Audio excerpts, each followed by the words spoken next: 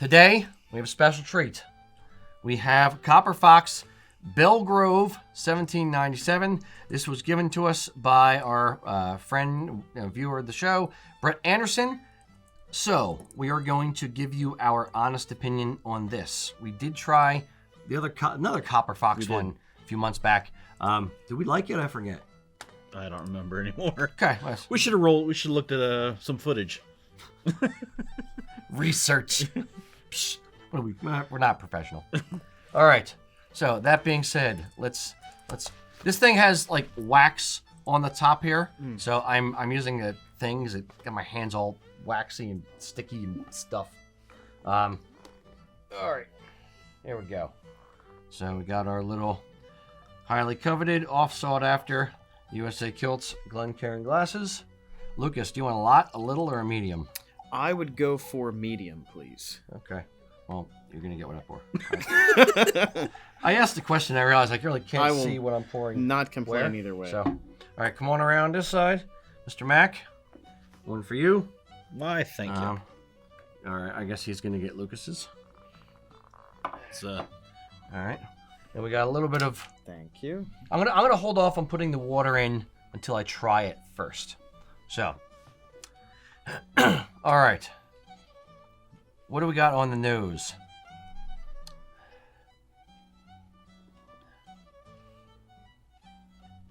I don't know. I'm getting a little citrusy. I was gonna say like leathery almost. Swedish. Lucas, Yeah. what are you getting on the nose there?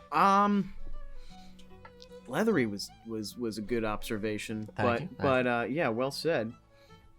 Consider myself a professional. Yeah, you guys are not messing around. Little bit of just brightness, I'll call it, just a warm welcome. Fair, if you will. Smell of brightness. Yes. I smell the sun. My descriptions are always going to be very artistic. Ralph Wiggum.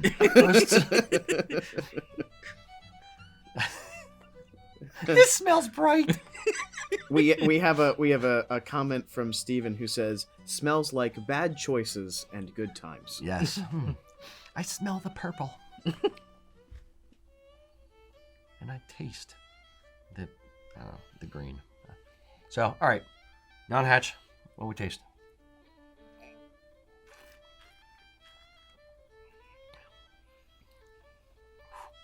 That's woody. Yeah. It's a lot of woody.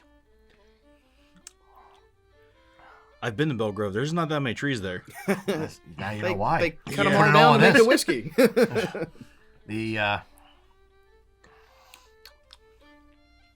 After I'm getting a little sweet back of the mouth, like sweetie tarty kind of thing on the sides. Burny going down. You gotta get through all that pulp first. That's a lot of tree. I like to chew my scotch. You can just squeeze it out and make paper. All right. Well, it's not scotch. It's whiskey. Excuse me. All right. Lucas, are you tasting anything? Let's try an instant replay. Here we go. I'm gonna water it down now too. Maybe we didn't let it breathe enough. A little burny.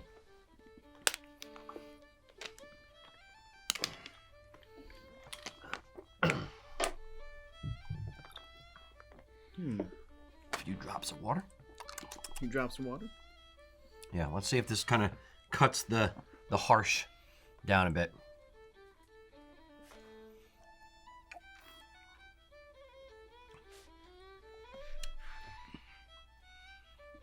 A little. Not much. Not much. Yeah. A little bit.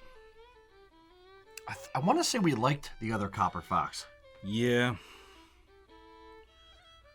I think we did. Yeah.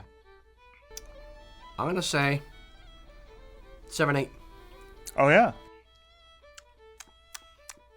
But definitely really sweetens up in a hurry, though, at the end. Yeah. Yeah. Maybe tobacco-y kind of sweetness. Maybe I'm letting the fact it's from Virginia kind of color my brain a little bit. Did you say you had notes on it, Lucas, or no? I have You heard that head rattle? I have a description here, which I'll read for you. I read it and then forgot it, so it wouldn't influence my decision. I'm trying to be unbiased here. All hands on deck. Belle Grove, 1797 whiskey, 47% alcohol. Signature pot, stilled, unaged whiskey, based on corn, oats, and malted barley, made from a modern version of the recipe used at Belle Grove Plantation in the 18th century. Major Isaac Hite of Belle Grove in Virginia's Shenandoah Valley raised all the grains that went into his whiskey and was lauded for the progressive agricultural practices he employed. I also went on their website and found out that a portion of all of their proceeds go to preservation and education. And I say to you, what tastes better than passing on history to the next generation? They could probably raise more money to give if this tasted better. Is it supposed to taste like Cedar Creek Battlefield? Like Belle Grove, which is on the corner, Cedar Creek Battlefield and Belle Grove Plantation is on the corner of that battlefield. It's the fact that you just said it's not aged makes sense to me. That's a large part of why it's probably so harsh. It's not so harsh, but it's definitely not smooth at all. No.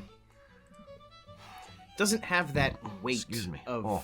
aged whiskeys, I would say. No, it definitely comes in hard and fast. it does, and then it goes away. Like the more I'm sitting here, like it's just faded away.